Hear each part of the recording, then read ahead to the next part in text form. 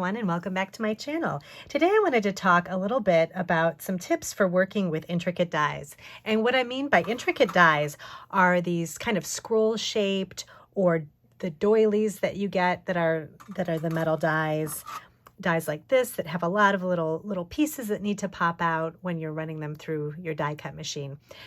Sometimes it's difficult to, pop out all the pieces, get the pieces to cleanly cut through the paper, that type of thing. So I'm going to talk to you a little bit about some tips on getting those pieces out, as well as adhering these types of die cuts to your cards. So let's go ahead and get started.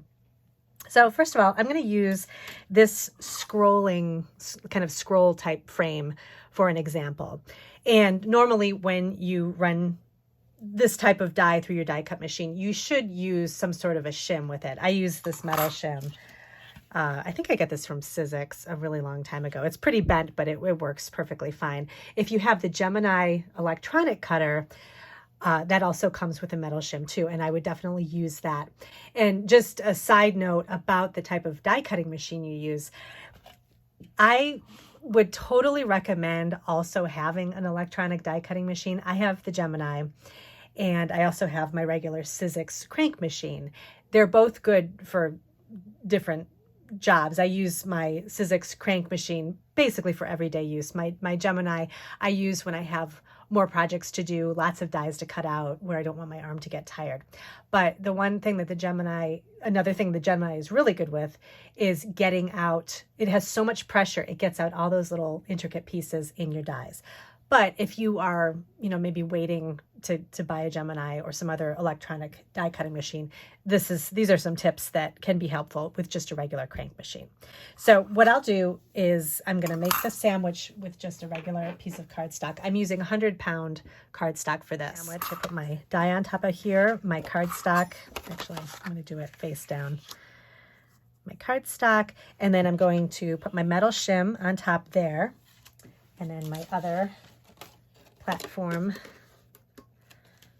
right on top of here, and then I'm going to run everything through my die cut machine.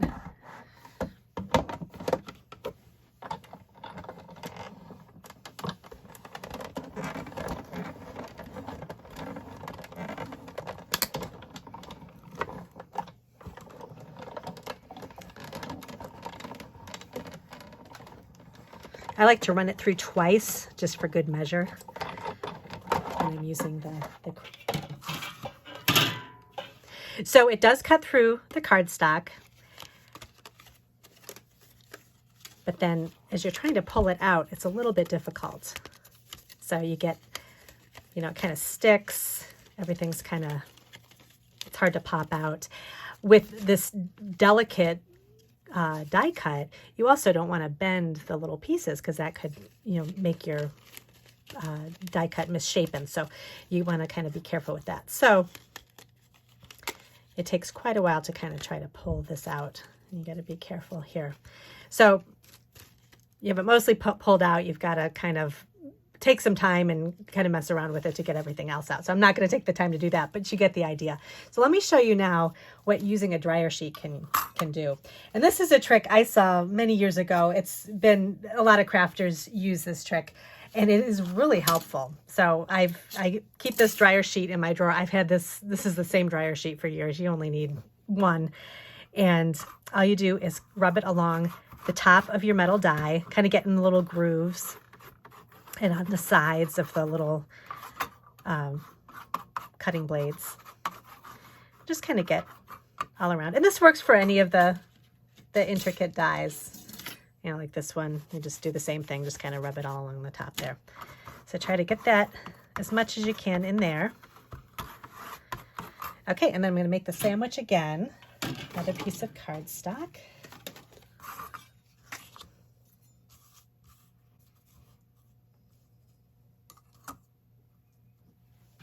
I'm still using the metal shim because that's always really helpful.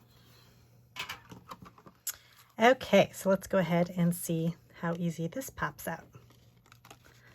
So right away, this is pulling away from the metal die immediately. There's nothing sticking to it, and the whole thing actually pops out easily, and there's nothing actually left in the die that you have to poke out. So that's nice.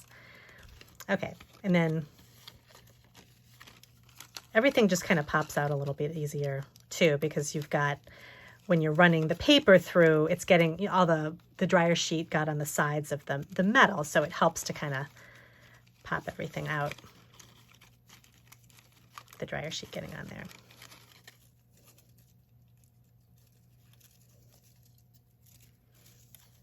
So this is a lot more delicate, so you have to be careful when you're taking it out that you don't twist all the little pieces here. But you can see that it popped out a lot quicker than it did originally when you didn't use the dryer sheet. And then if you're using one of these types of dies that are real lacy and have kind of a lot of little pieces to pop out, they'll pop out really easily when you put the dryer sheet over. You won't have to sit and try to poke all the pieces out. So this is a really, really helpful tip. And okay, so next, when you were using a die like this, so this is a more intricate die with a lot of the little pieces that you have to pop out. It popped out very easily when I used the dryer sheet, but I've got all these little pieces that easily pop out if I stand here and kind of just pop them out. But there's a better way to do it, or a little bit of a quicker way. And let me show you how that's done. So this is a really basic tool, and it's all it is a sponge and a little brush. It's almost like a bottle brush feeling on the end of it here. And some of these tools actually, this is from Sizzix, some actually have a magnet on the bottom. I have an older version of this that didn't have the magnet, but you just need these two things, and you put your die cut that you need to pop out all the pieces right over here. And actually what I like to do is just grab a basket, and that way you can put it right in the trash, all the little pieces. And all you do is just lightly run your brush across the top, and it pops all the pieces out really quickly. This is a lot quicker than standing and popping the pieces out one by hand, unless you like to do that kind of thing, which maybe some people like to do that, but I usually don't have a ton of time in the craft room, so this is a great time saver. So there you go. Most of the pieces got most of the pieces out here, but again, you get the idea. And then everything, all the little bits can go in the trash, and then you get a nice clean die cut. I want to mention too that the foam pad and this little brush are really helpful too for getting the pieces out of the metal die itself. So say you forgot to do the dryer sheet and you end up with a lot of pieces stuck in here. Again, so you don't have to use a little poke tool to try to get each little piece out. You can just use the brush and kind of go along the back of the die just like that, and it pops everything out the same way that it did with the paper. So another way this tool is really helpful. Okay, so lots of times when we have intricate dies like this, we're using them to kind of adhere the whole thing to the front of a card. So you can use liquid glue. I don't think you could use a tape runner, wouldn't really work that well because you'd have a lot of the runner sticking through. So if you want to use liquid glue, you know, you can use something like this Tombow, or whatever glue is you like. My trick for doing these intricate dies is to use this product called Stickit. And you can get this at any craft store online, or probably in the stores too. But this is a great product. It's basically an adhesive sheet that you put on the front of your card or on the back of your cardstock, and then you cut your die cut, and then you peel off the back, and it has adhesive on the back, and I'll show you how it works in a second. And the nice thing about Stickit is that it's a permanent adhesive, but it gives you a little bit of time to kind of rearrange your project if you need to. So let me show you how this works. The Stickit has a paper backing here that you just want to kind of find the seam and peel it back. And you're going to peel back as much as you need to cover your piece of cardstock. And in my case, I'm actually going to use a larger piece of cardstock because this die is a little bit bigger. You need to have a little bit bigger piece of cardstock in order to cut out the little scalloped frame around it. So I'm just gonna use the whole half of this side. kind of leaving the paper sticking here so that I can put it back on the adhesive sheet so I can use it again for another project. So you just want to kind of line it up, put it down. I'll put my paper back here, and then you take your, it's handy to have these non-stick scissors because you can just cut right around the adhesive sheet for what you need.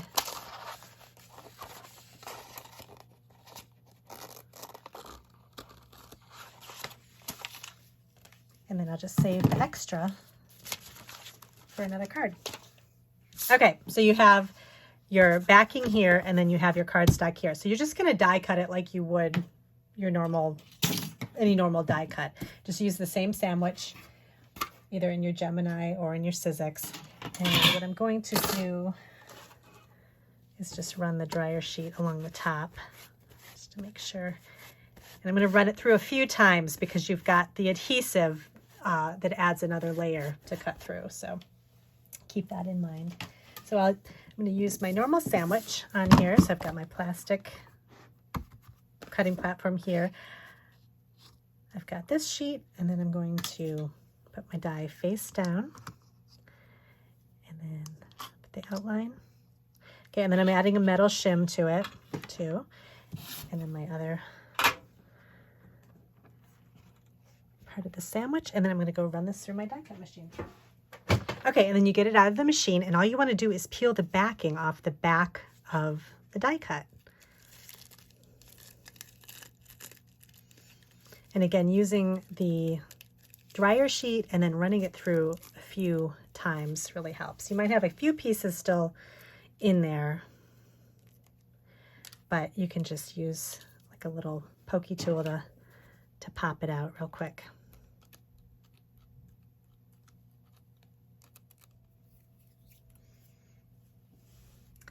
So on the back of the piece, you can see it's sticky, but you still have enough time to put it on the front of a card. So I'm just going to use this card as an example.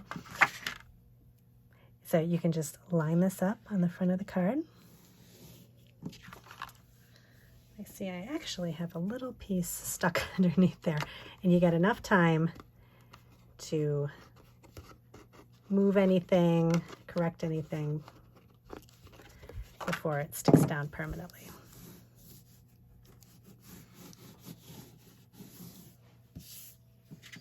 So there you go. So that's definitely easier than using liquid glue. And what I like too about the Stickit is you can use it with all your sentiment dies too. Basically any type of die, but this is really handy too because it saves you less time in having to glue these sentiments that can sometimes be a little bit intricate. So for instance, all I did was I just ran this through my die cutting machine here, peel off the backing here, and you've got adhesive on the back of your sentiment, and you can put that on the front of a card too. So just a couple of tips on using the intricate dies. I know they're a lot of fun to use, but sometimes they can be a little tricky when you're trying to either adhere them or cut them out with your die cut machine. So let me know if you have any questions about anything I showed you today. I'll have a couple links to some of the products that I talked about. And thanks for watching, and I'll see you in my next video.